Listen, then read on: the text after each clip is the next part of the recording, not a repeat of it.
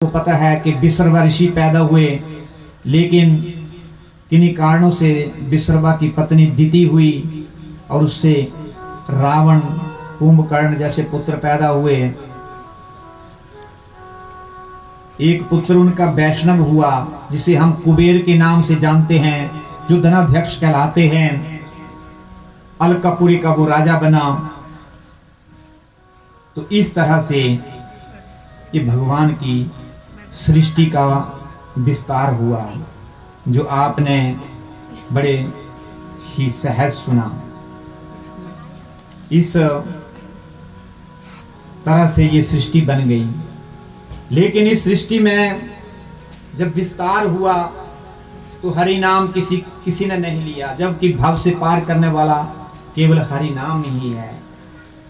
उसके माध्यम से ही हमारी जीवन की गति हो सकती है, अन्यथा ऐसी दुर्गति होती है जिसका हम अनुमान भी नहीं लगा सकते।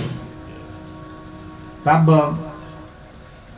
क्या होता है कि जैसे दो भाई थे, एक भगवान की बड़ी भारी भक्ति करने वाला था और दूसरा जो था वो संसारी था। उसने बहुत सारी संसार की विजयों को प्राप्त कर लिया। वो भाई को रात दिन ये कहता रहता था कि भाई देख, मेरे पास ये भी है, मेरे पास वो भी है, तेरे पास क्या है।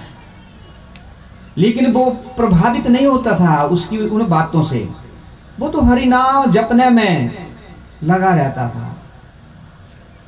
ऐसे जीवन बीतता गया। एक दिन ऐसा आया कि जितना कुछ कमाया हुआ था उसके उस भाई ने, वो सारा अग्नि के भेंट चढ़ गया। जब अग्नि के भेंट चढ़ गया तो वो तड़प रहा था, रो रहा था, बिलख रहा था, कुछ बचा नहीं। पशु जल गए, घर की मेरी कमाई जिंदगी भर की जल गई, बस्तर तक पहनने को नहीं बचा, मेरा घर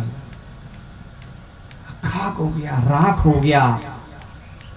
तो दूसरे भाई जब वो विलाप कर रहा था और सारे लोग इकट्ठे हुए थे वहां पर, तो दूसरा भाई जब आया तो उसने जोर का उसको थप्पड़ लगाया।